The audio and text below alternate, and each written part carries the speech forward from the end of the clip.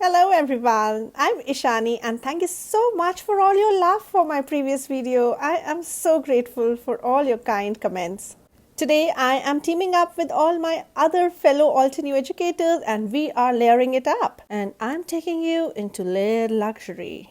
I'm creating a bold and luxurious handmade card using dramatic red florals against rich black background and gold detailing. I hope you will hop along and be eligible to be one of the winners for the different gift certificates that Altenew is giving away, total of $120 in prizes. Some of you have been part of the Altenew Celebrating Parents blog hop where you loved the card that I made with the white base and maroon flowers, and there were so many of you who wanted to know how I made it. So I thought I'm going to do the same technique, just change the color up to give you the same Baroque gilded feel, and now this time on black. So let's go ahead and see how you can make it. The technique is similar. I just changed the colors up and you can do the same and make such dramatic, bold and beautiful cards. I'm going to use ornamental poppies layering die set. Now this die set comes in two parts. One is the leaves and it also has some marking for the flowers. And you have the florals separately, which you can layer on these leaves. So what I'm going to do is I am going to take this cover plate and I'm going to die cut it thrice with black colored cardstock. So I have my die cuts cut and I'm now going to just loosen up these die cuts, and probably you also need a shim when you die cut these so that it gives a crisp cut, because there are very intricate details. You must loosen it out before you pull the die cut out.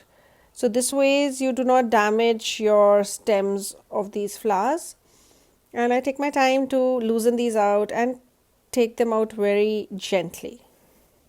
Also there is this tiny little piece that you may miss to take out. So look out for this and you can take this out. And now I'm going to adhere all my layers together. I've already adhered my first two layers and this is the third layer that I'm showing you. I apply thin layer of glue all over my die cut, and then you may use a double-sided adhesive sheet, but because this is very intricate and glue gives you that time to move around, and you know it's like the wiggle time you have when you apply glue. So when you do this way, I feel it is less adventurous and you can get it done in, you take your own sweet time to adhere, let the glue dry. So now I have three layers of this beautiful background cover plate together, and this gives great dimension just on its own, and when we will add it on a card base, it will create much more interest with, the depth visible. And now it's time to add some gilding. But because it is few years old, it is not it's not fully gilded. It's worn out as well. So before I start doing heat embossing, I'm just treating my paper on which I'm going to put a lot of embossing powder with some anti-static powder. This is just some baby powder and cornstarch filled in a sock, just so that the embossing powder doesn't stick everywhere. Next, I take embossing ink and I'm taking antique gold embossing powder, and I'm going to tap my ink pad over my die cut black cardstock, and you will see that when you just tap you get some spots, and when you slide you can actually slide your embossing pad and give it more gilding. You can see how it is glistening, and at the places where it's glistening, it's where you have embossing ink. You don't have to think of having a lot of ink, because actually we can rub off or take off the embossing powder if we want to wear out our gilding. Now I'm going to do that. So I brush off embossing powder where I don't want much.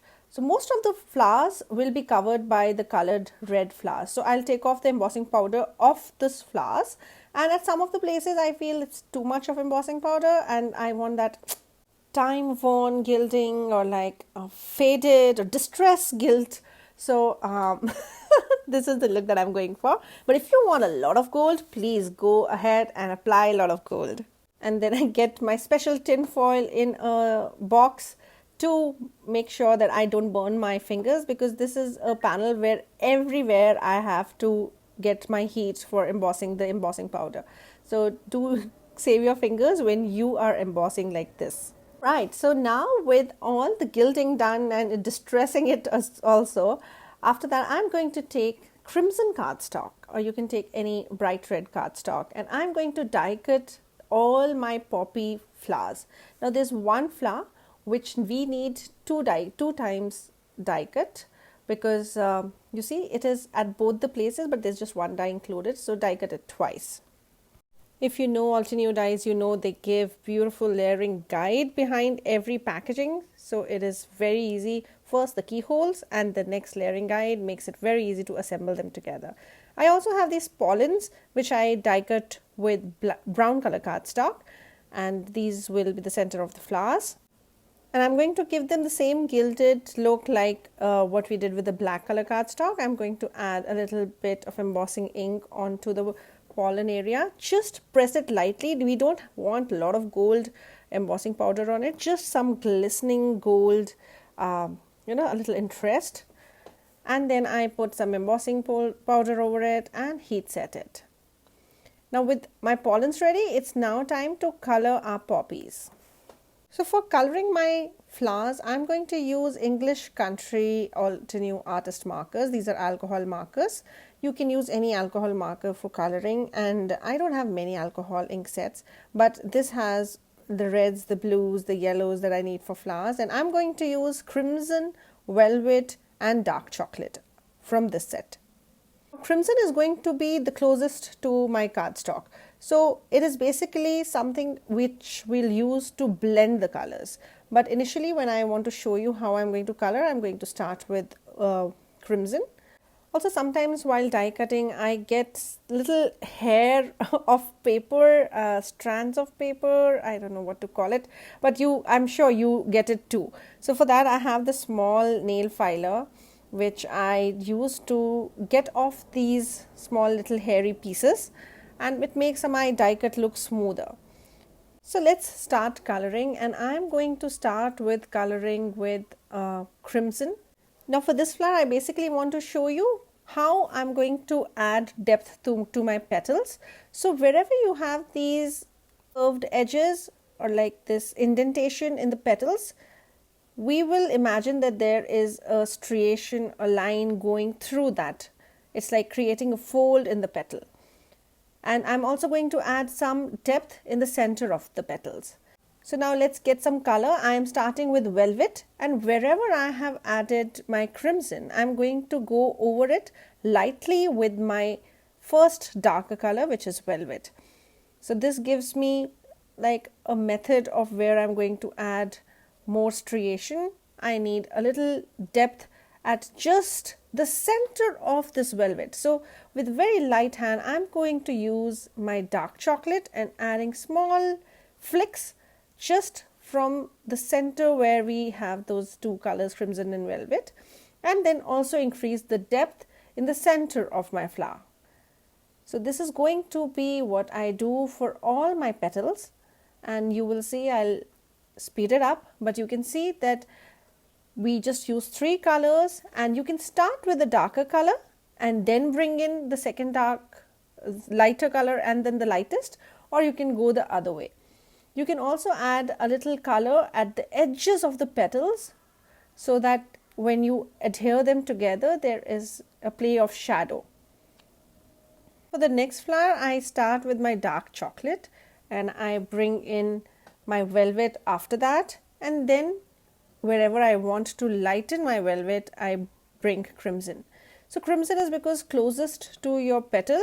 You can use it and you may not even want to choose it. It is up to you. So basically you take 3 colors, light, light, light, darker, darkest, and try the lightest to be the color of your cardstock.